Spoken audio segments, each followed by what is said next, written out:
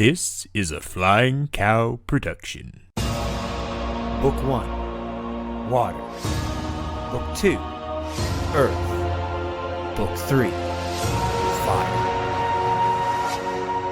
Long ago, Nickelodeon introduced a series called Avatar the Last Airbender. It combined great anime-style animation, strong storytelling, heart, and humor. It was great, and everyone that saw it loved it. Until one day, a terrible movie came out which everyone hated. But my co-host Loren Collins knows none of this because he's never seen the show.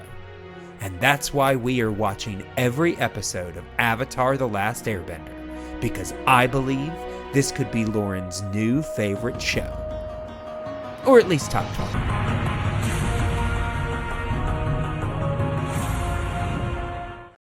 Well, hello, and welcome to the very first episode of Comets and Cabbages, our Avatar the Last Airbender rewatch podcast.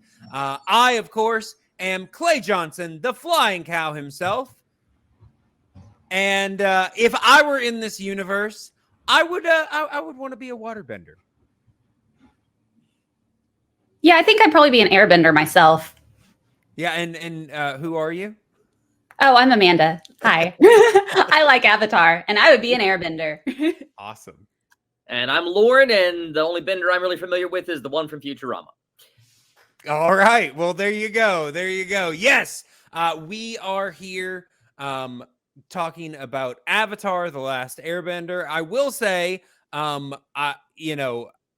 in that video, I didn't say anything about Amanda. We decided to add Amanda last minute because, well, it just seemed like more fun that way. So, so we are going to be watching and talking about every episode of Avatar the Last Airbender. I will say we're all coming at this from different perspectives.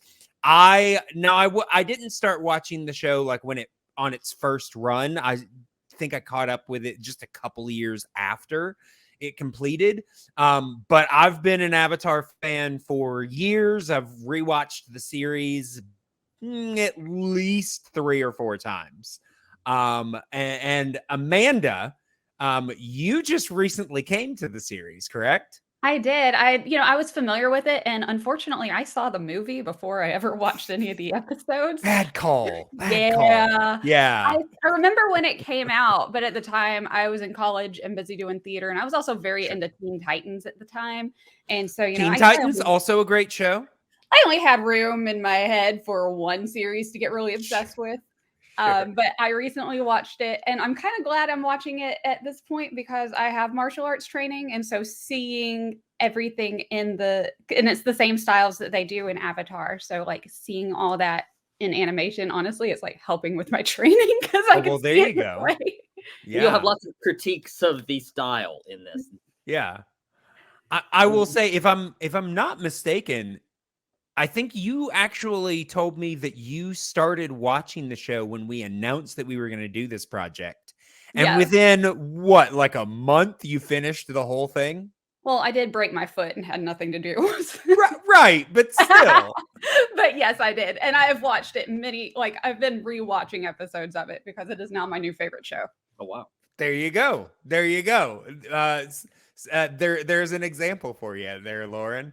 All right. So, and Loren, as we mentioned, has not seen this show. I believe, before we started this project, you said that you had started the pilot and cut it off halfway through. I had started but not finished the pilot. That's correct. Okay. Yes. All right. So so we're all coming at this from different perspectives. Obviously, Amanda and I are going to be shepherding Loren through this process, see if we can create a new fan through this. But we're just going to be talking about these episodes, going through them, talking about what we like, what we don't like, what works, what doesn't, those kind of things. And just generally have ourselves a good time. So we are today talking about the first 2 episodes We're going to be talking about The Boy and the Iceberg and The Avatar Returns. The reason we're talking about the first two is because I could have sworn when I was first introduced to this show, by a friend of mine who I was, hanging out with, and she was like, have you ever heard of this show? And I was like, no. And I could have sworn that we watched like the pilot as one episode. I know that we watched it on her DVDs that she owned. And I could have sworn that it was one fixed episode, although every other iteration of it that I have found on the new Blu-ray and on Paramount Plus or Nickelodeon, it is always set up as two separate episodes, which in my opinion kind of creates some problems for the second episode, but we'll talk about that later. But for what it's worth, the two episodes did premiere together when the show premiered. Looked like on February 21st, 2005. Yes. The first two episodes both premiered, and they premiered back to back. February, as you said, February 21st, 2005. So I don't know if they were premiered as one episode and then like in reruns, they were split into two, or what the situation was, or maybe I'm just remembering it wrong. I will say on Paramount Plus, the first episode, The Boy and the Iceberg, is also in parentheses. It says The Avatar Returns Part 1. So, like I said, I don't know. I mean, honestly, The Avatar Returns is a better title for both of them. The Boy and the Iceberg really just describes the first episode. So let's go ahead and let's talk about this show. First of all, we've already kind of talked about when it came out, but these first two episodes were directed by a name that is now familiar to us all, Dave Filoni. Anybody that knows anything about, Star Wars animation or the current Ahsoka series, Dave Filoni is a big name in those circles. He kind of started off working on, well, I'm sure this wasn't his start, but this is something that he did before, Clone Wars, is he worked on this show. Like I said, directed the first two episodes, in fact. Yeah, where he got his feet wet, I guess, telling stories about people in a not quite Earth setting, dealing with mystical powers. Creating myths. Yeah. Similar stories. And a long mythology that predates the present day that we're watching. Yeah, absolutely. Yeah, I mean, I will say, it became much more clear as, they developed more series. But yeah, this is definitely set, in a, I would say, a long time ago, early 19th century type of, or even longer ago than that. It's, but it's definitely, in that type of pre-industrial period. So, as we start off this episode, anybody remember the very first two characters that we're introduced to? Isn't it Sokka and Katara? It is Sokka and Katara. I will say, if you want to get technical, I guess we could say that the first character we're introduced to at all is Katara, because she does the opening. Yeah, she does the opening narration. And, they do an opening theme, kind of like what, our theme is in every episode. But this is kind of an extended version of that, where she's kind of breaking down the history of, what has led up to where they are right now. What did you guys think about kind of this method of exposition? Does this work for you? Is this kind of dull? Or were you just like, I didn't really think about it? the first time I watched it, I was like, I didn't really think about it because I was just kind of laying there like, this seems like something fun. Let's see what's going on. And then rewatching it, I was like, huh, that's kind of clever. No, I like those kind of I don't want to call it an info dump because it's more artistically done than that. Yeah. But it's like an opening narration, but it's all done in the opening. Yeah. But it's there intro. to sort of lay out the premise of the show. Like I always loved that back when Quantum Leap did it. That was at the front of every episode because some shows just need that kind of explainer at the beginning to get new viewers in, and this one's fine. I need to go back and watch that first one. Like you said, I'd forgotten or didn't notice that it was longer and more detailed. Yeah, I mean, she really kind of lays out the fact that the idea of the four nations, water, earth, fire, air, all of that kind of good stuff, and then sets up the fact that the nations used to live in harmony, and then the Fire Nation attacked, and also sets up the idea of benders, people that can basically manipulate certain elements, and the fact that the Avatar can do all four, but of course when the Fire Nation attacked, wouldn't you know it, he was out of commission and nobody's heard from him since. And also establishes that the next Avatar was supposed to come from the air nomads. And it doesn't explicitly say it in this, but obviously the title of the series is Avatar the Last Airbender. So, setting up some stuff. But I like this opening narration. I think that it accomplishes a lot. And the fact that, pretty much after this episode, it, settles into its final form. It's still, again, explanatory for anybody that maybe, didn't start on the first episode. Maybe they start somewhere in the middle, because it's 2005. There are still a lot of very episodic shows going on now. So streaming wasn't really a thing back then. Not yet. No, not definitely yet. No. Yeah. So it is an animated show on Nickelodeon. Like it is functionally a children's show. It helps to have a recap, for to help kids get into it, help them just lay the foundation for what the show's about. Yeah. And also when the parents ask the kid what's the show about, they can go and just watch the parents they explain it there for the parents. Yeah. Here, sit down, watch the first 2 minutes of this episode. Yeah. What's the show about? It's about just watch these first 2 minutes and you'll get it. Yeah.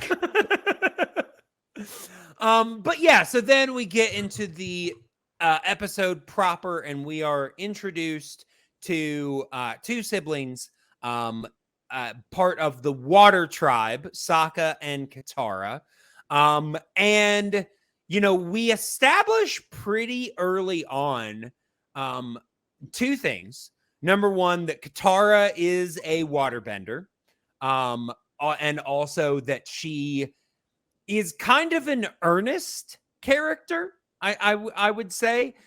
We see a bit of fish bending, I like to call, from her. And we also see that Sokka is a very self-important character, at least, as is established in this first scene. And he's also highly sexist. Unfortunately, these are the first couple of attributes that are given to Sokka. I mean, there's also a little bit of playfulness here. We can obviously tell that he's going to be a little bit of a comedic character, if nothing else, his sarcasm and things like that. But yeah, we're introduced to these characters, just kind of a two-dimensional version of them pretty quickly. Like, you guys just started the show. Like, what were your earliest thoughts of these characters? Sokka was funny, and Katara was kind of annoying at the beginning. Wow. Okay. All right. Neither of them, to be honest, terribly much grabbed me at the beginning. The most I thought about them at the start was when they get stranded on that little iceberg. I'm thinking to myself, they seem to have no plan to get away from this. And well, I mean, it just it's not like they went out there saying, okay, so before we come home, we're going to get stranded on an iceberg. This is how we're. So, yeah, I mean, I understand why, though they don't necessarily have a plan. It just happened. Oh, sure. But they're out as children doing what? Are they fishing? I forget what they're doing. They're fishing. I mean, it's established, pretty quickly after this that, they're kind of, responsible for their tribe, even though they're like, they're children. I mean, I've always thought of at this point Katara as around 13, 14, and Sokka around 15, 16. Okay. But yeah, so they're teenagers, but like I said, we see not far from this that the rest of their tribe is old people and little kids. So really they're kind of like running the tribe. Because they were like just shy of old enough to go off to war. Right. And I mean, it's not established, how long ago the men of their village left, but it seems to have been at least a couple of years because, I would imagine if they left at this point, they probably would have taken Sokka with them. Yeah. Unless they were just like, well, actually, we'll keep Sokka here so we can have at least some youthful man that can do some things. Yeah. But yeah, so we kind of get this whole setup. Like I said, they're out fishing and they get caught up in some ice rapids, like really quick. Their canoe gets destroyed and they get stuck on a little pallet of ice. Sokka proceeds to blame Katara because he can't take responsibility for anything. And that then causes Katara to, go off on him, which honestly, I completely understand because there's no reason for him to blame her. This was not her fault. It wasn't necessarily his fault either. Nobody saw the ice rapids coming. They didn't seem to be in bad water, and then all of a sudden, ice rapids were. See the ice rapids coming because you think they'd be in the same place every time, and if they're the fishermen for the tribe, they should know their local terrain. I mean, they should, but like I said, the way that it's animated, it literally looks like those ice rapids come out of nowhere. Yeah. I mean, it looks that way. Yeah. So, I mean, you're right. Technically, if it's anybody's fault, it would be Sokka's because he should know this area of the water. But like I said, the way that it's animated, it really just seems like a freak thing. So, Katara goes off, and while she is screaming at him, she is, unbeknownst to her, doing quite a bit of damage to the iceberg behind her. What's funny though is when she's screaming at him, she's basically that's another like narrative catch up of, hey, these are the things that's been going on. Here's our complete backstory. Yeah, it's another exposition dump because we're finding out that their dad is gone. It's just the two of them, and basically Katara has been made to do all of the quote unquote women's work, the washing and the cooking and all this kind of stuff. And, of course, Sokka is, fully into those stereotypes, which, Katara's having none of. It's, it's not her fault. He's just like, well, when you bring a girl along, and I'm like, yeah, Sokka deserves a little slap. Or some impressive ice crushing behind just to show off a little bit of Katara's power that she doesn't know she's exhibiting at the time.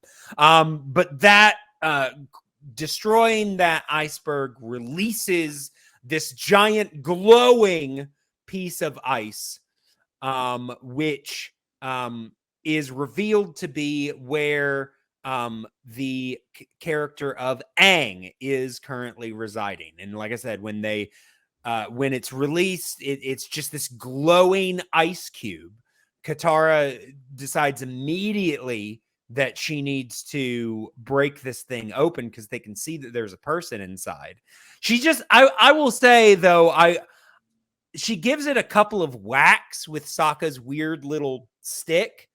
And then it like bursts open. But I wonder like how much of that of the it bursting open was that weird little stick, and how much of it was just like a delay from her initial bending.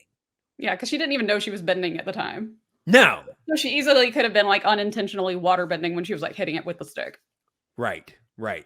But yeah, so the thing does burst open, and I mean, it seems like, you know, she hits it a little bit and it cracks, and then it seems to like just burst wide open, you know, creating a big, you know, light in the sky kind of situation.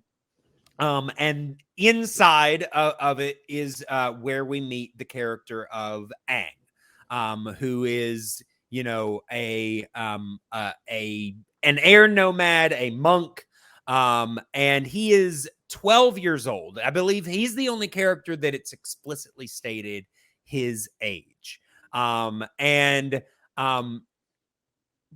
Pretty quickly, you know, he goes from, you know, seeming incapacitated and frozen and all this kind of stuff to immediately his first request is that Katara goes penguin sledding with him. So he's definitely a 12-year-old. Now, I will say I've already talked a little bit about this with Loren, so I know his take. I still want him to give it.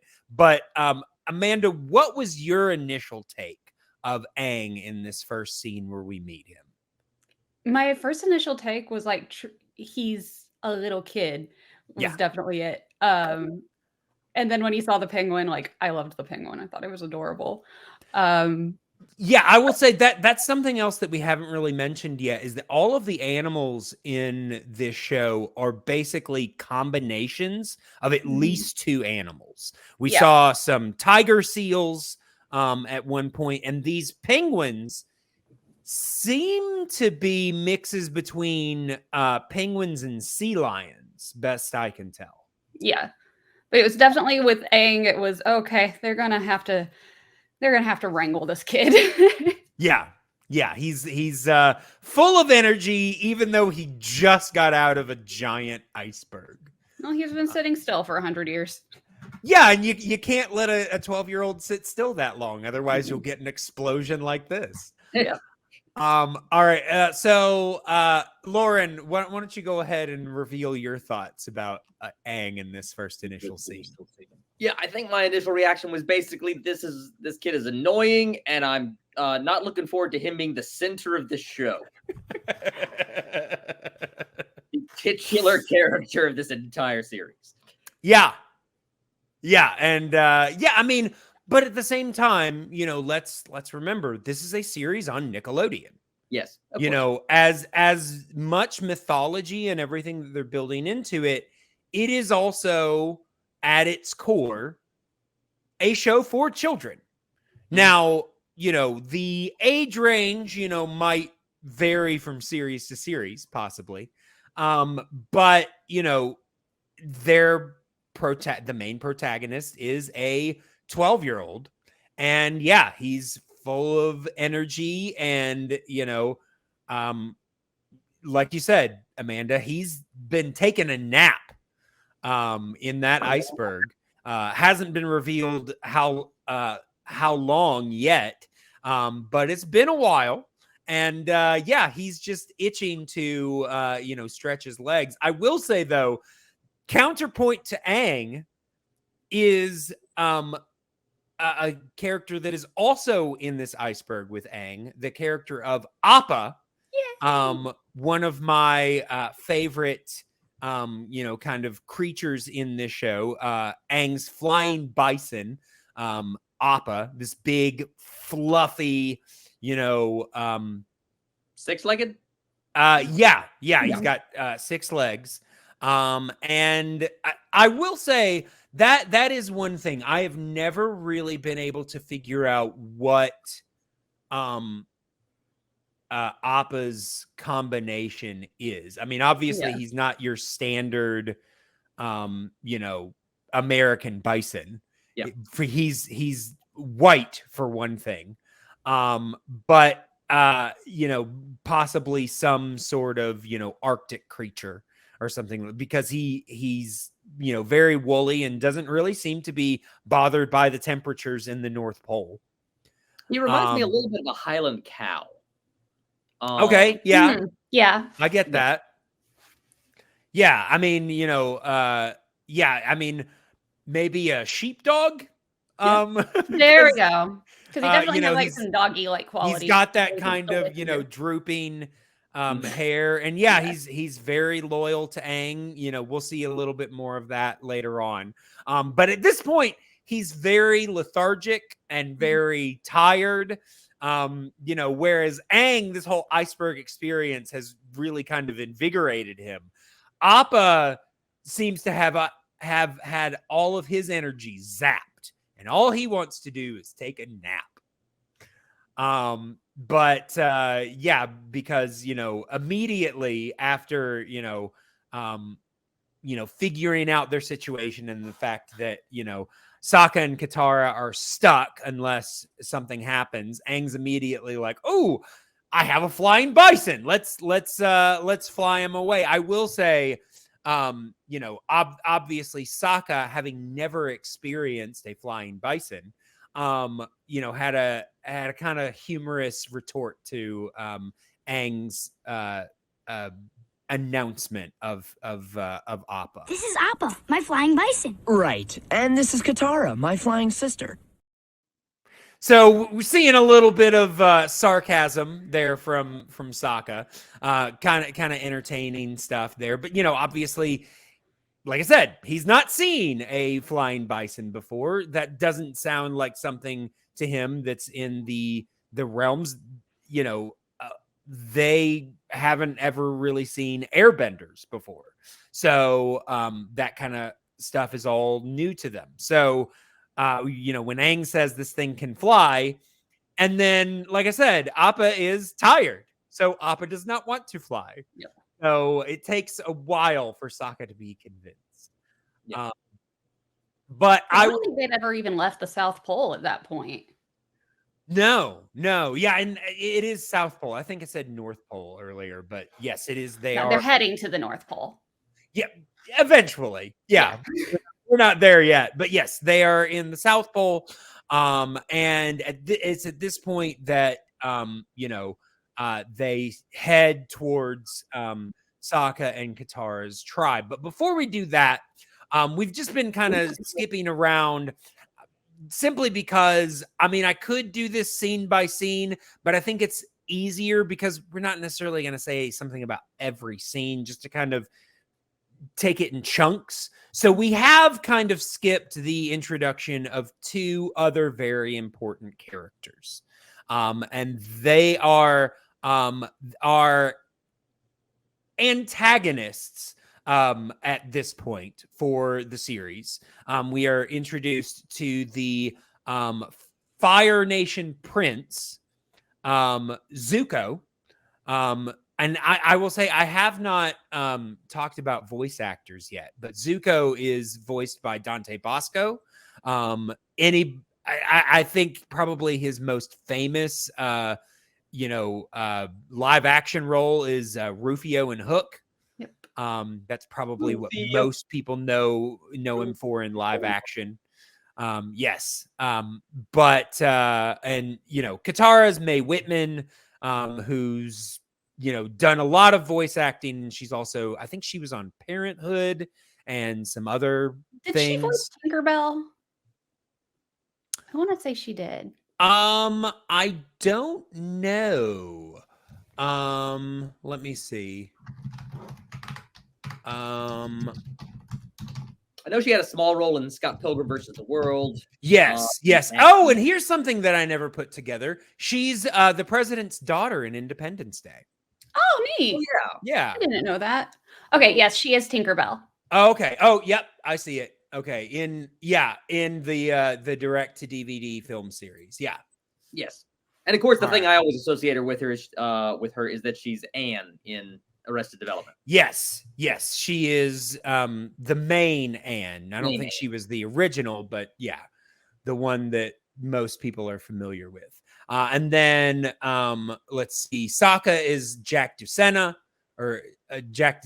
who at the time I think he's done a lot of like voice acting and stuff now. He But had at the been time, on live action stuff on Nickelodeon prior. yeah, he was in, I believe, some later seasons of All That.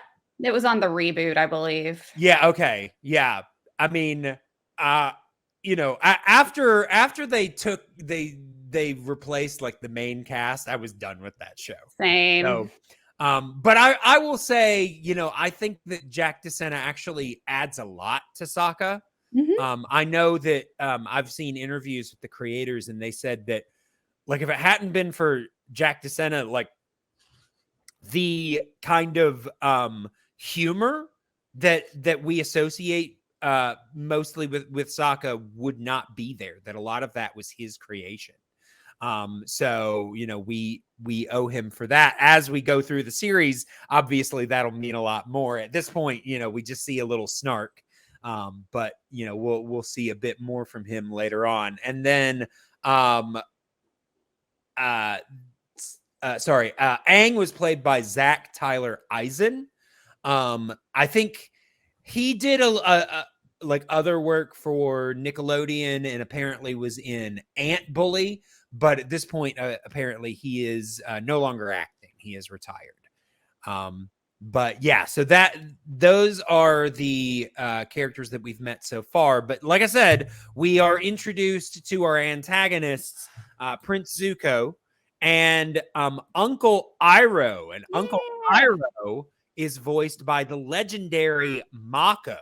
Mako, you would probably recognize his voice, number one, from this, if you're familiar with this show at all, but also he played the main antagonist in the show Samurai Jack as Aku, right? Mm-hmm. Character, yeah. And he was also well known as he had been in Conan the Barbarian and a few other films. I think I was first introduced to him from the Chuck Norris film Sidekicks. Chuck Norris and Jonathan Brandis and Mako. I will say it's a silly movie, but there's a bit in there. Honestly, one of his parts has been one of my favorite lines. Basically, it's kind of like a Karate Kid type structure. Jonathan Brandis really wants to learn karate, and he meets Mako, who's not really a martial arts instructor, but he knows a lot, so he takes the kid under his wing. But they're talking about like different nicknames and things like that, and Mako's like, "We will call you Mr. Dumpling, Mr. Dumpling, who crushes his opponent's fists with his bare face."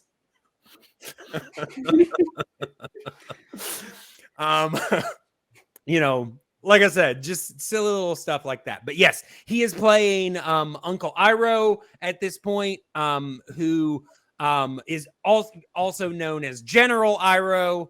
And pretty much what is established pretty early on is that Zuko is, number one, Iroh's nephew, but also the Prince of the Fire Nation, and that they don't go like very in depth as to like how this came about, but he does kind of mention that he feels dishonored and is away from his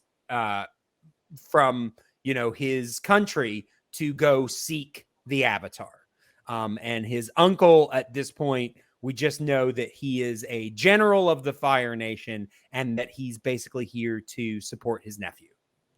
But you know, we obviously see a quick you know, dichotomy between these two characters, because Zuko is very much represented as, you know, a hothead and very much just wanting things to get done now. He's very, you know, eager to regain his honor, whereas Iroh is much more, you know, calm and go with the flow and just, you know, this may or may not happen, but that's okay. So, you know, we have, you know, two, you know, very opposed people, you know, kind of temperamentally working together. So that creates a very interesting pairing between these two. So what were you guys' thoughts of these two characters when we were first introduced to them? When I first saw them, my first thought was, why does everybody like Prince Zuko so much? Because I knew he had like a huge following. Like, Sure. This kid's annoying. Why does everybody love him? And Uncle Iroh was amazing. Like, I've loved Uncle Iroh from like the moment. And I'm just going, why would the I? Beginning. Yeah. How does such an awesome guy have such a terrible nephew? Okay. All right. Loren? Generally, I just found the two of them and the Fire Nation stuff more compelling than what was happening back at the South Pole. Sure. I mean, it's a little bit more. I mean, obviously, Zuko's angst is more in that like YA teen genre. But they both seem a little bit catering a bit to an older audience. Like I said, obviously, you know, General Iroh, I would say, is like in his 50s, 60s. Whereas Zuko, I've always pictured Zuko as anywhere between 17 and 18. You know, probably a little bit older than Sokka, but not by much. Yeah. But yeah, so, you know, we are establishing, you know, these characters. But yeah, I understand why you're drawn a little bit more to them, because, you know, we're already seeing a little bit of darkness in their storyline. You know, they're creating a very interesting backstory already. I mean, something that we haven't mentioned, anybody that's familiar with the character knows, but Zuko has a very prominent scar, takes up pretty much the majority of the left side of his face. And it is the left side, correct? Mhm. Yeah. Yeah. But yeah, takes up a good portion of the left side of his face. And obviously, you know, we're not given any sort of hints as to how that happened. But it's obviously a very prominent, angry scar that, you know, you see that and you're like, okay, what's the story behind that? So I would say at this point, their story is a little bit more compelling than a little boy that wants to ride penguins. Yes. Yeah. But yeah, I mean, like I said, I think nothing epitomizes, you know, Zuko's, you know, kind of the counterbalance between Zuko and Iroh and Zuko's kind of level than this right here. I don't need any calming tea. You know, Iroh is like, why don't you just take some calming jasmine tea? And immediately he's like, I don't need any calming tea. When you scream, I don't need calming tea, I think that's a good sign that you do. Yeah. He's like one of the characters from those Snickers ads. He needs the Snickers to just like, calm himself. Yes. Yeah. He's hangry. Mm-hmm. I know the feeling. Needs a little something. But yeah, so excuse me. But yeah, so like I said, we Sokka, Katara, and Aang have now gone to meet the village. And like I said, you know, we see that it's pretty much all old people and young kids, basically anybody that was not of fighting age. I think there might be like some middle-aged women there. I don't have a picture of of what the village looks like, but I think if there are any, like, you know, middle-aged adult people, they're all, you know, probably the women that are taking care of the children. But Are yeah, are you saying that these women aren't of fighting age? Are you saying these women can't fight? I'm not saying that they can't, but Like, obviously somebody's they gonna have take care of all chosen those to little take care kids. of the children. Yeah. Otherwise, they're just gonna put it all on Katara. Yeah, and Katara sounds like she's got enough going on having to take care of her brother's dirty laundry. Yep. Yeah. Because as she lets us know, his socks, not pleasant. Not pleasant. Well, his name is Yeah. Sokka. Yeah. But I will say, I got a question. Amanda, were you led to believe that this tribe was all that was left of the Southern Water Tribe? I was, yes. Yeah. That's what I thought too, because it's just, I mean, they just say it's their village, but I don't see any other villages around. It's not like they passed other people on their way. It does seem to me like this is the entire Southern Water Tribe, which seems pretty small. It's at least half of, the Water Tribe as a people, and it seems very small. I mean, Loren, were you led to the same conclusion, or did you think that there were more people spread out? No, unless there was some bit of dialogue that I missed that suggested that. No, I absolutely just assumed this was just a village of, the Water Tribe, and there's other villages out there. Okay. And frankly, since we're, in subsequent installments here, we'll get into the other episodes. Like, that was kind of validated by the subsequent ones. Like, they go to the Southern Air Temple. I didn't assume that's the only air temple. They go to, a place with the Earthbenders. I didn't assume that's the only place for the Earthbenders. Well, I mean, obviously, we know that there is a Northern Water Tribe and a Southern Water Tribe. Yeah. But, I mean, I've always assumed that this is all that remains of the Southern Water Tribe. Mm-hmm. But at the very least, that wasn't my takeaway. Okay. All right. But yeah, like I said, we are introduced to, the at least Sokka and Katara's village. It seems very small. They're, we'll see in later scenes that Sokka is basically leading their defenses, and their buildings constantly fall down, and all he's got to work with is, 5 and 6 year olds, looks like. He's got a very small little battalion to defend. Go to the bathroom, no potty breaks. Yeah, to defend this little village. But I will say, one of my favorite scenes in this entire 2-part story is when we are introduced to Sokka and Katara's grandmother. Call me Gran-Gran. Because I don't know, I have always, maybe it's just the juxtaposition of that name with, the fact that this is a seemingly a very stern woman, and call me Gran-Gran, and she's all like droopy face and everything. I've always thought that that's hilarious. But yeah. Maybe I'm the only one. It's probably just the way they talk about Gran-Gran later on, and it's just knowing that. Yeah. I'm Gran-Gran.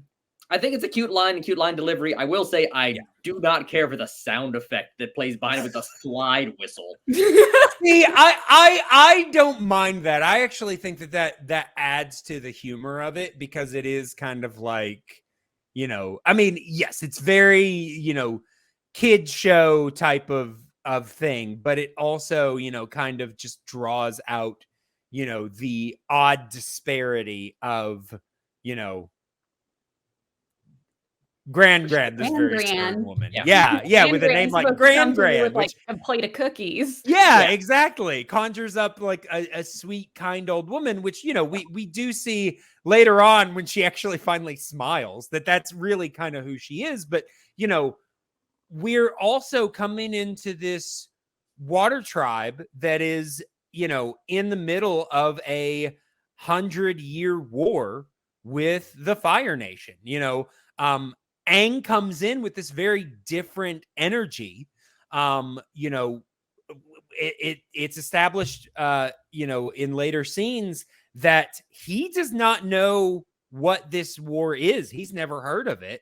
and which causes Katara to believe that he has been in the iceberg for the entire time. So he's been in that iceberg for 100 years, but he's used to being a kid and laughing and playing. Whereas, these kids, including Sokka and Katara, are not used to living in a world where they can really be kids, because it's just kind of a depressing, oppressive world that they live in. They never know when, a Fire Nation ship is going to come and attack them. So, like I said, he's introduced to the village, and I believe not long after that, they show a scene where it looks like night has passed, because Katara goes to wake him up, and we see Aang kind of putting on his clothes. I think we see a little bit more of Aang. It's weird to mention this because he's a 12-year-old, but we do see shirtless Aang occasionally. We also see that his arrow tattoos do indeed go pretty far down. They go all over his body. He mentions that to the kids. Like I said, Aang is kind of a, whereas we see him kind of as a kid and a bit of annoying, at least to the other kids in the village, they see him as kind of a reprieve and a chance to be children, because he's being silly and playful because he doesn't really understand the seriousness of what is going on. I'm just going to kind of skip around because it's just, different little scenes. I will say there is one bit in here that I've always been like, it's a weird joke to make, because at one point, Katara comes to Sokka and is like, have you seen Aang? Gran-Gran said he's been missing for about an hour. And Aang walks out of like a little ice tower and he's like, wow, everything freezes in there. So I'm just like, okay, so was he literally like peeing for the last hour? He's been holding it for 100 years. True, but I'm just like, man, like I'm, not that I want to see it, especially on Nickelodeon, but I'm like, was he just like, creating his own little village out of urine in there? Like, sounds like you want a deleted scene just set outside the outhouse, just listening to Aang. Just like fever, straight hour. Yeah. He totally like froze it. It was, like you were saying, making a little pea village. Yeah, like he did. Yeah, he's constructing his own little, ice village inside the bathroom. Yeah. He's an avatar. He controls all the elements. That water is, urine is mostly water. Yeah. Well, they haven't really talked about it yet, but he has not yet learned. Number one, they haven't revealed that he's the avatar. No, number two, he hasn't yet learned water bending, because at this point they know that he's an airbender because he's, shown them that he's an airbender, but they have not put together the fact that he must be the avatar. The show hasn't revealed that, but he knows that. He knows it, but it hasn't technically been revealed to the audience, and it definitely hasn't been revealed to the other characters yet. It just hasn't come up in conversation. Sure. Obviously, when Zuko saw the light in the sky, he assumed that it had to be from the Avatar. So we're probably at this point pretty confident, plus the fact that the show is called Avatar the Last Airbender. Yeah. We're probably putting it together here pretty quick, but you never know. But yeah, I believe, is it in this? Oh yeah, it is in this episode that they then wait, is it in this episode that they go onto the ship, or is that in the next episode? I think it's the next one. Okay. Yeah. So basically I think at this point they're just trying to get Appa to fly. Right. I mean, either way, eventually they do go on to an old Fire Nation ship that has been like frozen in the ice, you know, and that is, you know, they trip a little thing, and that is when, and then they escape because Aang is an airbender. He just flies through a hole. But you know, that is when Zuko spies him and is like, yes, I found the Avatar. And he also figures out, because it's the only settlement close, where Aang is hiding in the village. But regardless, I will say I do want to kind of at this point mention the fact that, you know, as I said, you know, in a lot of these other releases, it is released as 2 episodes. My biggest issue with that is that the second episode doesn't run the same, you know, extended, you know, explanation as it did in the first. It runs basically the standard intro. And here's the thing. That intro straight up says Aang is the Avatar. And yes, like I said, at this point, if we're paying attention, we can probably be pretty confident that Aang is the Avatar. But just in case there are people in the audience that are just extra thick, they don't know that yet. And you always have to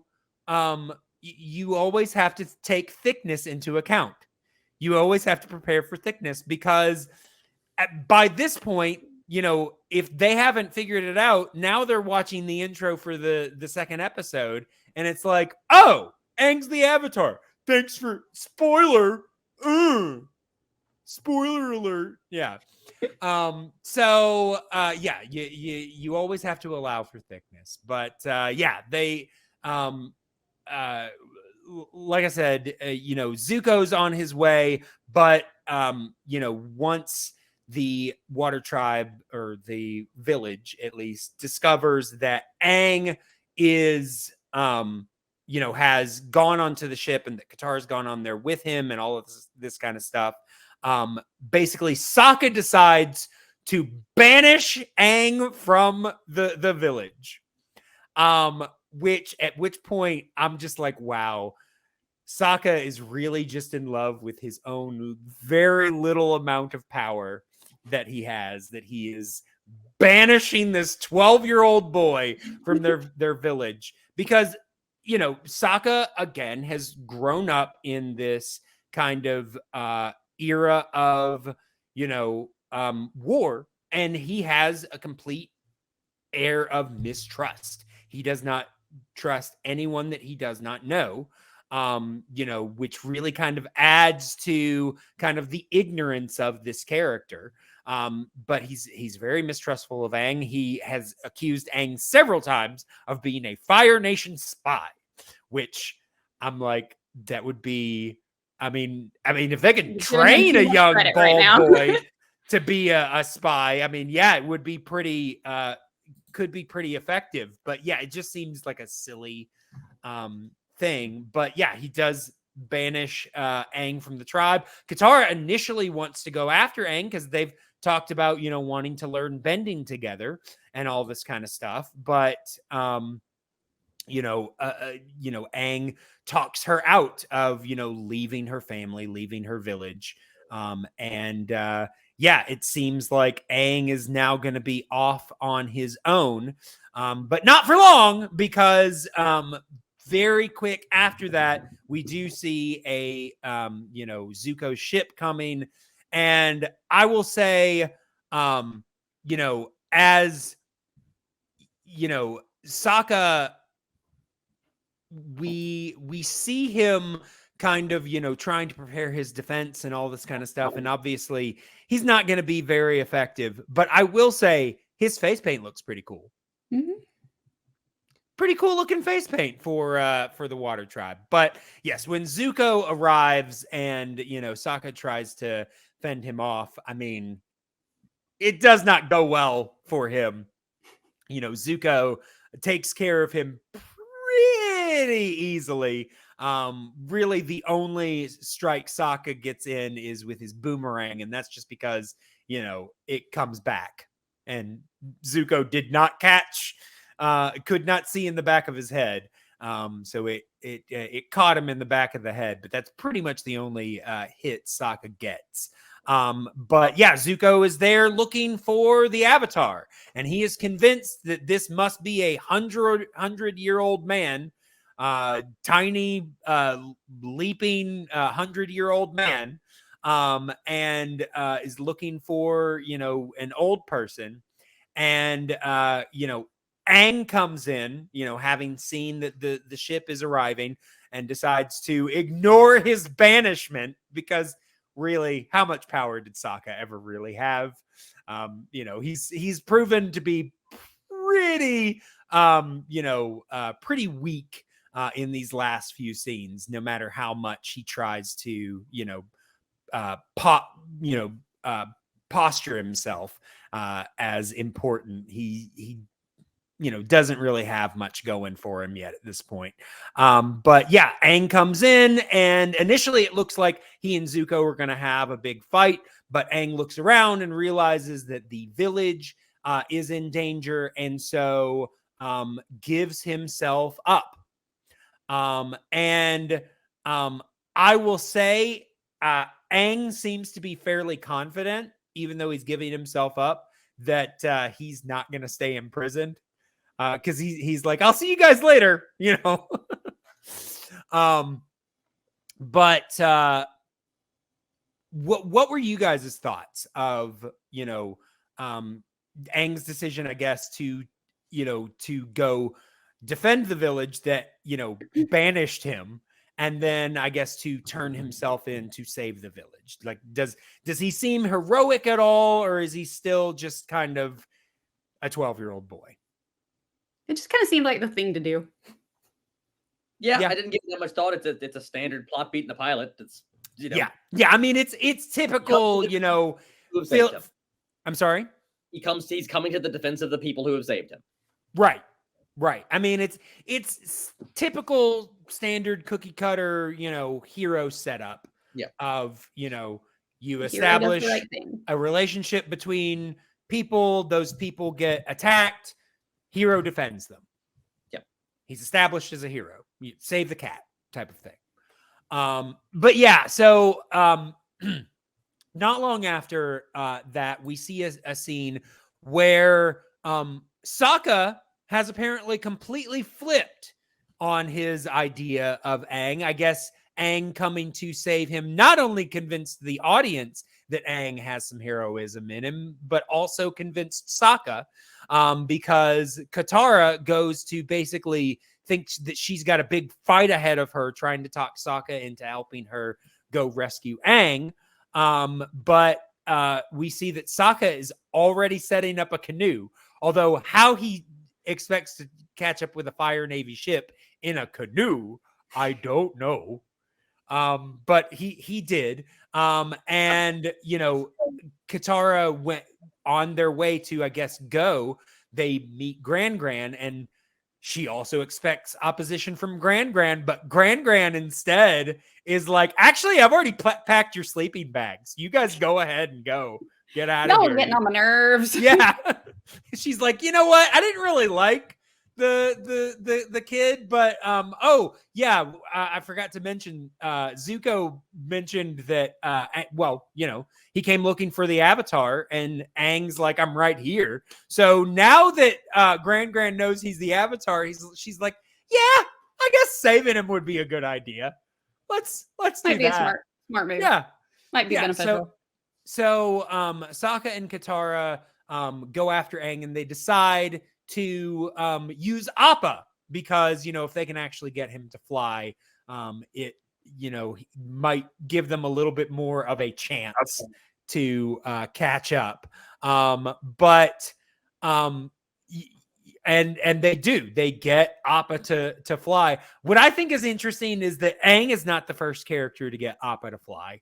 It's actually Sokka, the character that does not believe in Appa, is the first character that actually, says the phrase "yip yip," and Appa obeys. So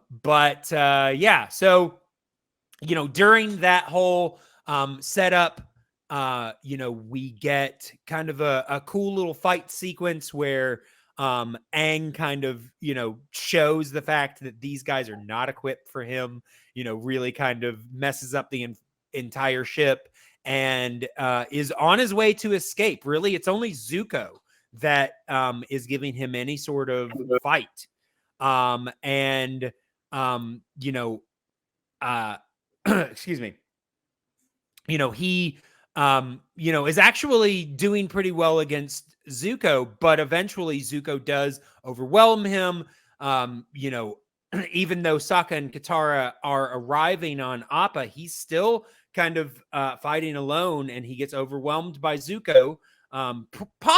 Possibly partially because he's distracted by his friends arriving, and he falls into the water again.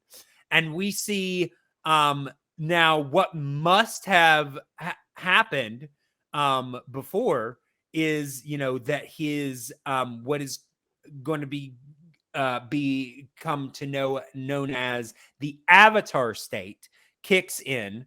And he, for anybody that's not familiar with the show, the Avatar state is basically a state at which the Avatar at any state in their journey can actually connect to their full power.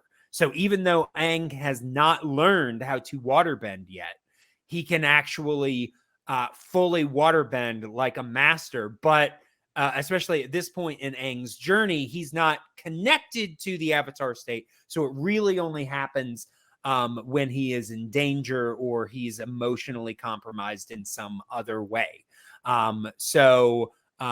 He does kind of click into the Avatar state and, really kind of, messes up the ship with some water bending. Katara does a little bit herself, ends up freezing the soldiers. I love the fact, though, that, she does it backwards the first time and then realizes that she's got to, that's just kind of the way it's happening. So she turns her back to the soldiers and freezes them. And, it's really kind of a cool little bit because she, does the water bending behind her. And we see that a soldier was like this close, like just inches away from grabbing her shoulder.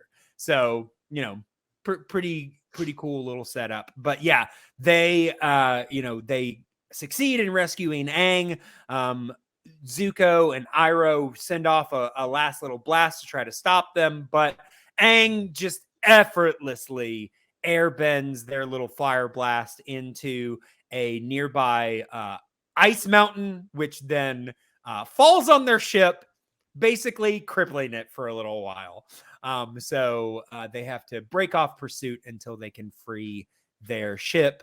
And then the last little sequence is basically Aang setting up, they're setting up the fact that, okay, not only now, because they've mentioned the fact that Katara, it would be a good idea for Katara to go to the Northern Water Tribe, because then she can find a master to teach her. But now that they know that Aang is the Avatar, well, he also needs to find a waterbending master. And so they decide, okay, let's go to the Northern Water Tribe to find both of us a master. And, but Aang mentions the fact that there are some various stops that he wants to make on the way. And he mentions, where is it? Oh, I'm in the wrong thing. No wonder. He mentions things such as hopping llamas, koi fish, and hog monkeys. So we'll have to see if any of those come back. But that is really the episode. Was there anything in particular about the episode as a whole that you guys wanted to mention? Any scenes or anything that I skipped through? I don't think so. No, not scenes, but okay. As two folks between the two of y'all that have seen more of this show, you might be able to answer a question that's kind okay. of Yes, absolutely. Fire away your questions there, Loren. So, one, which I assume isn't going to have an answer, is I'm really vague as to how. First of all, this land doesn't have a name, does it? No. They mentioned that there are. It's basically a geographical location that is broken up into 4 nations. Yes. But actually, I think it does have a name. And the reason I say this is, hang on, let me find the picture. When I was at PAX, I found a map from Avatar. Oh, really? I've seen I will say, I don't know. I don't, if it does have a name, I don't think it's ever revealed in this show. Okay, it's listed as the material realm. Imperial realm? Material realm. Material realm, which honestly sounds more like a name that was given to it, like as a reference point by fans, than it does like being an actual like world. Okay. Just to kind of give, because otherwise you're like, the Avatar place, whereas, they can call it, which honestly, material realm does not sound creative at all. Like, no, it doesn't. It sounds more like a descriptor. Yeah, exactly. But yeah, so it's really just these 4 nations. Yeah. Yes, something to refer to the land that the 4 nations live in. They occupy the material realm. Right.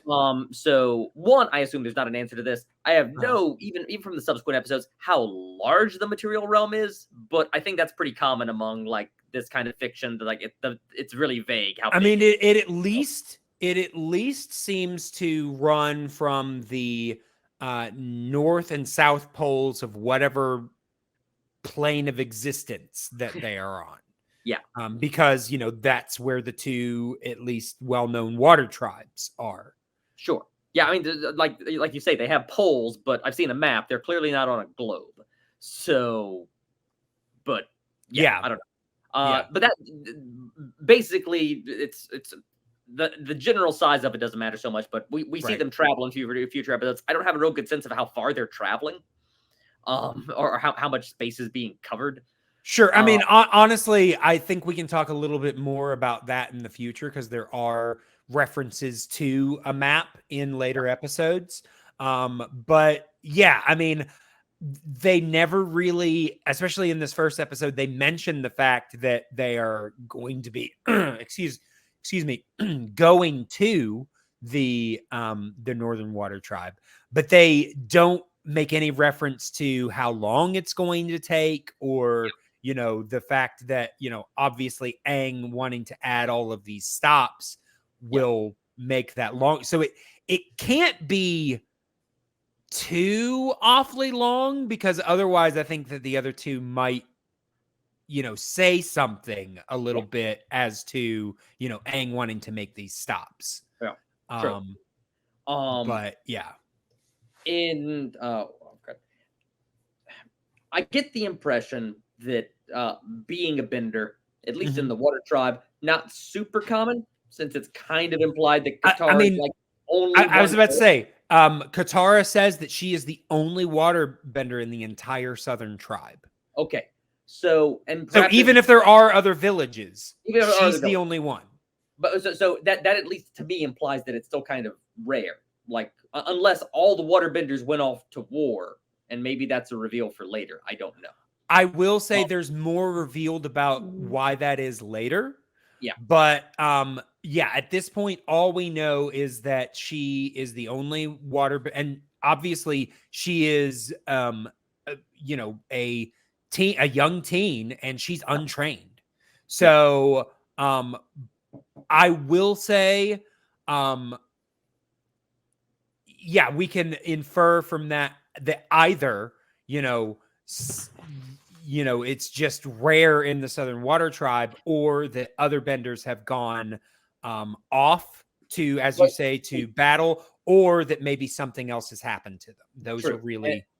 And I'll be honest, I would like to assume that the other benders have gone off to war, because otherwise, like we see the Fire Nation in this episode and in the next one.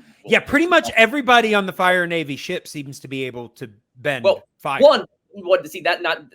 Good point. That's not what I was going to say, but you're right. Sure. It seems just manned by firebenders, but also like it's manned by a lot of people. There are Fire Nation ships with Fire Nation crews. It's like that seems like something you go to war with. Based on this tribe, it sounds like they sent their men off to war, and it was like half a dozen dads.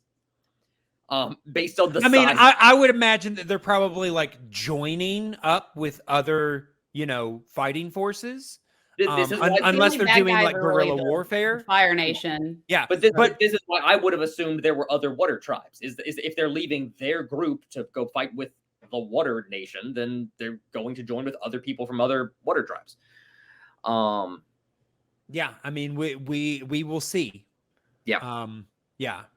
I will say I'm also curious as to I honestly can't really completely remember, but I'm curious if maybe they started off, obviously they use the terminology of village. But I wonder if maybe they started off with that terminology and then later decided, no, that's the entire Southern tribe. If that's different, I don't know. I can't really actually remember. But I do definitely remember feeling like this was it for the Southern tribe. But I will say I might be wrong. Maybe this is also a reveal for down the line. I find it funny that for people who can manipulate water, they have decided to live in a place where water is solid. Yeah, but I mean, it can still be manipulated. Obviously, we can see that Katara can manipulate ice. Yeah. I mean, here's the thing. Yes, it's all frozen, but they are completely surrounded by water. Yeah. So honestly, the North and South Pole as a place actually be a pretty good place for waterbenders to live because water's all around them. If this is a real for down the line, it seems like a perfect place to retreat when you're in a war with people who manipulate fire. Sure. I'll say that. Yeah. Yeah. I mean, I will say at this point, the only water tribes that we know of are the Northern and Southern tribe, but that doesn't necessarily mean that there aren't other water tribes, other places, or at least waterbenders, other places. No, again, in the next couple episodes I have watched, we visit just like a random air place and a random earth place. Like it certainly seems to me like they're just scattered everywhere. There's nothing to tell me otherwise thus far. Yeah. I will say, Katara refers to them as the Four Nations, but we find out later that it's the Water Tribe, the Earth Kingdom, the Air Nomads, and the Fire Nation. So really only one of them refers to themselves as a nation, but Katara is calling all four of them nations. You got to wonder if maybe that's already kind of the Fire Nation dominance kind of taking over like Fire Nation propaganda. Yeah, kind of taking over the terminology of referring to all of these civilizations as nations. Yeah, because that's what they call themselves. Yeah.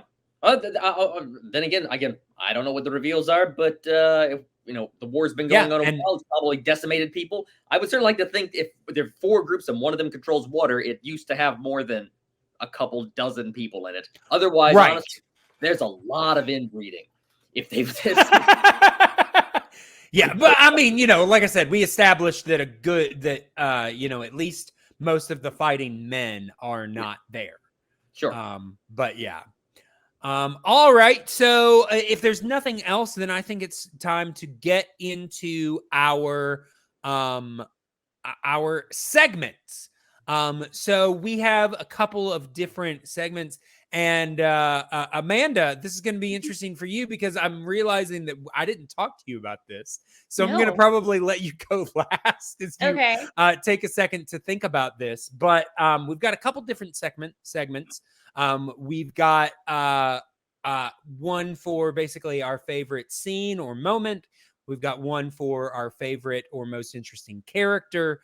And then we're going to rate the show on a scale that I'll reveal in just a second. But let us start off with the My Cabbages moment, which is, of course, our favorite or most interesting scene or moment from the episode. So Loren, I think we're going to go ahead and start off with you, sir. What is your My Cabbages moment for these this pilot, for these 2 episodes? I'll be perfectly honest. There wasn't an awful lot here that grabbed me. I think I'm just going to have to go with something involving Zuko and Iroh. Their scenes I just found a little more compelling. Sure. But even then, like no specific moment stuck in my brain well enough to be able to describe it now. I just remember enjoying their scenes more. Sure. I will say, I think, looking back on this, I think, I mean, if I had to pick a single moment, again, I think the call me Gran-Gran, that's always made me laugh. But I think, like, as far as like a scene or anything like that, I really enjoy Aang's escape from the Fire Navy ship. I think that's actually done really well. The fact that we're establishing that, these Fire Nation guys have not had to deal with an airbender, so they're completely inequipped to defend themselves against him, and he really kind of runs all over them, sometimes literally, and then that the whole kind of escape and Zuko's attack and all that kind of good stuff. I like that entire sequence. So Amanda, you've had about 30 seconds to think about this. What is your My Cabbages moment for? I would say when Appa finally flew for the first time, they were able to get him to fly. It's a good then one. we get to see like what Appa is capable of. Yeah, a little bit of like I said, I like the fact that Sokka is the one that actually gets him to fly, because Sokka is the only one that doesn't believe that he can fly. And then, Sokka's reaction, he's like, we're flying! We're flying! And then Katara's just like, duh. I will say, I mean, obviously his demeanor is a little bit different, partially because, he's a teen. But I've always kind of seen Sokka as kind of the Han Solo of this series, because he's a non-bender that's kind of along for the ride. He's kind of doesn't really believe in a lot of this stuff, but he's also, I don't want to say a rogue, but he is, like I said, his first establishing characteristic is that he's misogynistic towards women, so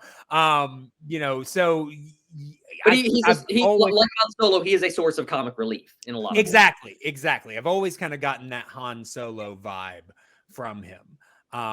But yeah. Okay, so then let us go now to our second award here, which is the Mako Award. Like I said, Mako, of course, voiced General Iroh in the show, and Mako is, just a legendary actor. So I thought it was only fitting to name this after Mako. So let's see, Loren, who gets your Mako Award? I mean, not Aang. But I love the fact that your least favorite character so far is the protagonist of this show. Yeah. I mean, I'll give it this. It gives promise for a character arc, like a redemption. It's true. It really does. It really does. Yeah. But no, I mean, I'll probably, again, just because the episode didn't do a ton for me, go with his sidekick. Appa seems kind of great. Appa? Okay, yeah. I'm going to give my Mako Award to Appa because he just seems cool. Appa, who we did not mention, is voiced by D. Bradley Baker, who really kind of after this show kind of became the go-to guy. I mean, definitely in this show for like animal voices and things like that, but he has also become very prolific. He is the voice of every single clone in every single Star Wars animated series. Okay. So he's a pretty talented voice actor. Yeah.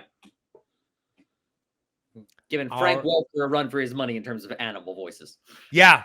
I believe he voices, if there's an animal in this show with makes any sort of noises, it's D. Bradley Baker. Cool. So yeah. All right.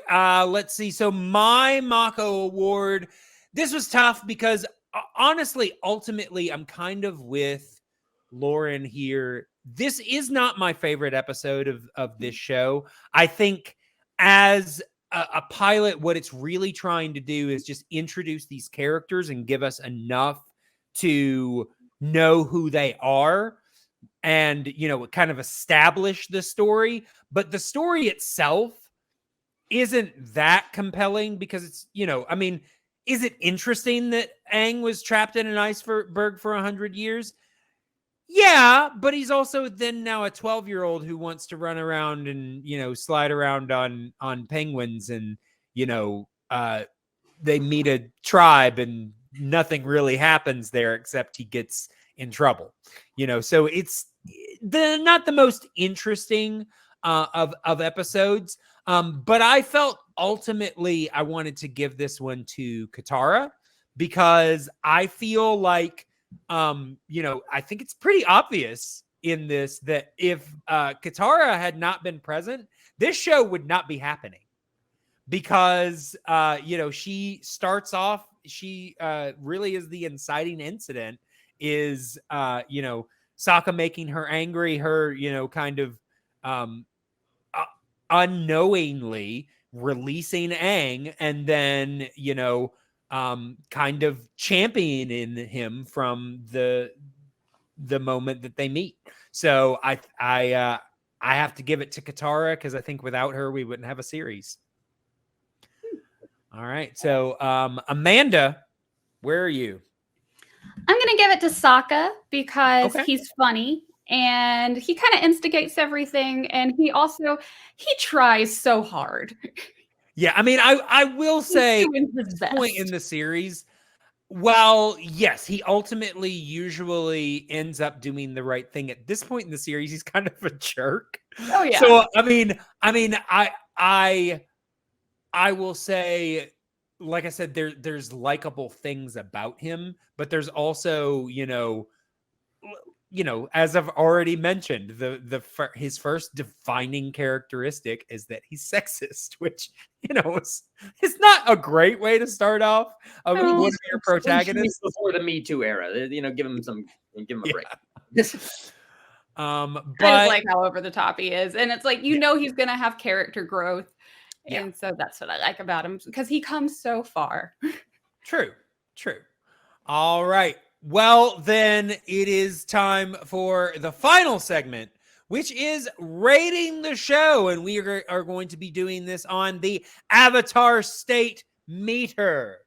So the Avatar State Meter, we've got 5 different things to choose from. We've got a 5, which is basically, it is full power. It is the show at its absolute best. It is, kind of just the highest point for that you could give an episode. Then you've got 4, which is, Aang's in the Avatar state. He's glowing it up. He's pretty strong. Maybe not, one of the best episodes, but a really strong episode. Then you've got a 3, which is, Aang at neutral state. It's a good, solid episode, but it's not, super great. It's not bad. It's just kind of, right in the middle. It's just kind of an average episode. Number 2 is just kind of a low power episode. Not super great, but you can get through it. It's okay. It's that's 2. And then you've got a 1, which if you get an episode a 1, just might be a fatal blow for the series. Not a good place to be. So, Loren, I'm going to go ahead and let you start us off. What is your rating for this episode? I'm going back and forth on this a little bit, and I think I'm finally going to split the difference and put it at like a 2.5. Okay. Because first of all, I don't know what to grade it against. I have, I take that back. I have now. It's the first episode. Sure. I have seen some subsequent episodes, and I like all of them better than this one. Okay. more or less. At least all of them had strengths that I recall better than this one. Sure. Also, I feel like if I scored this as a 3, that kind of implies that is sort of the status quo down the line middle for this series. And I really want most of the episodes to be better than this. Better than this. Okay, sure. So I feel like I need to score this somewhere where, like, yes, the average is still better than this. So yeah, 2.5. All right.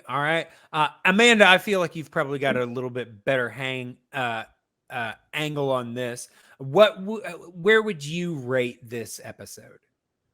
Okay, this is hard because I also like all the future episodes better. Like when I go back and rewatch it, I just keep rewatching season 3 over and over. Okay.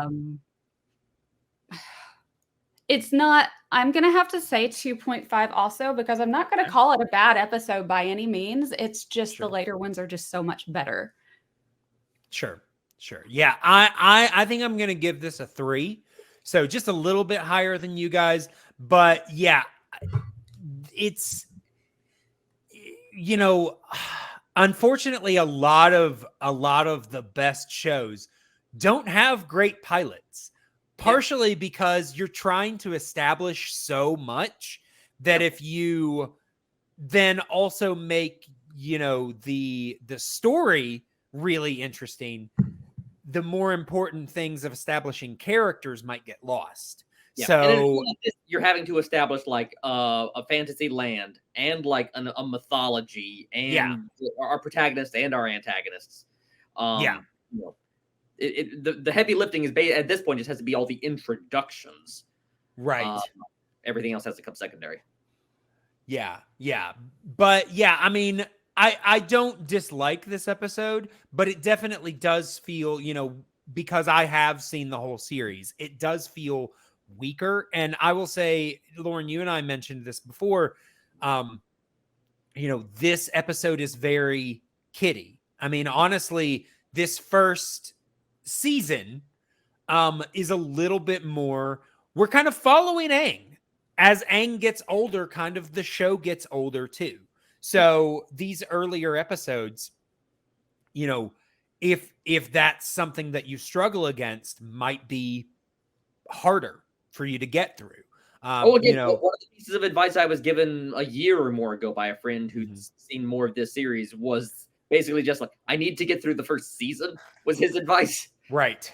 And then it really kicked in then. Sure. See, when you told me that, I remember thinking, but I love this whole series. I don't ever remember having to push through the first season. And honestly, I maintain that. I still think that the first season is good. Now, are there characters and moments that I look forward to happening in later seasons? Absolutely.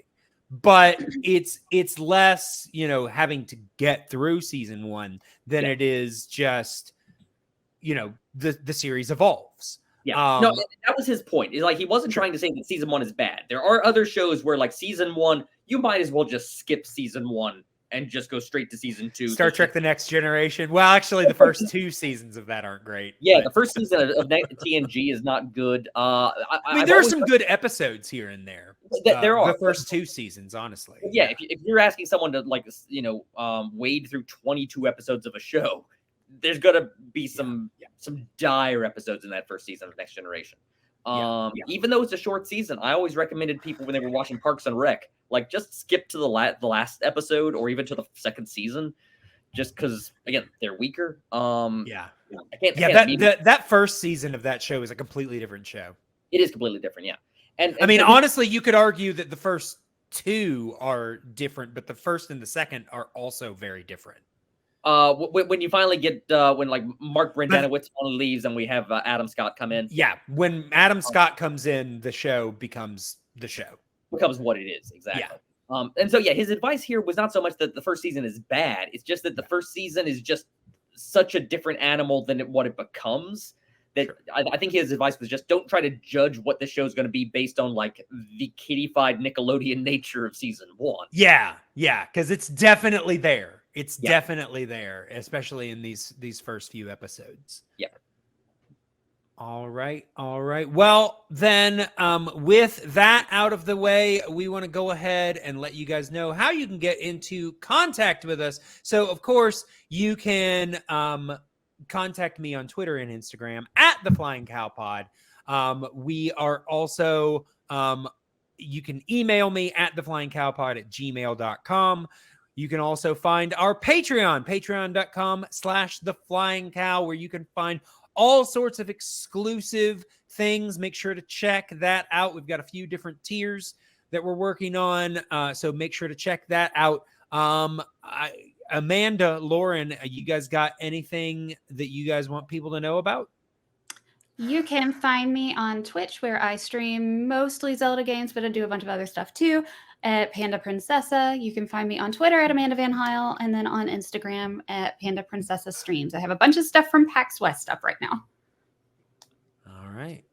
You can find me on Twitter, which I refuse to call by its other name. At Loren it's Collins. Twitter. Yeah. Yep, it's Twitter. Yeah.